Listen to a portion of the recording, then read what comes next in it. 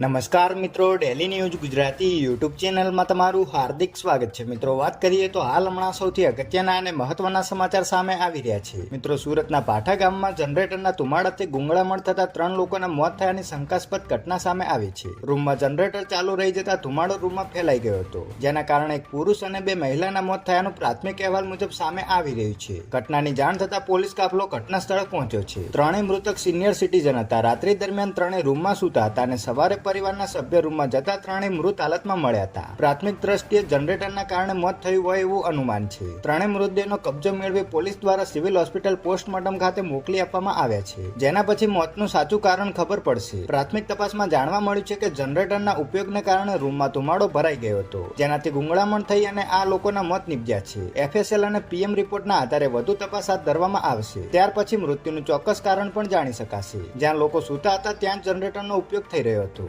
રૂમમાં વેન્ટિલેશન માટે કોઈ જગ્યા ન હતી.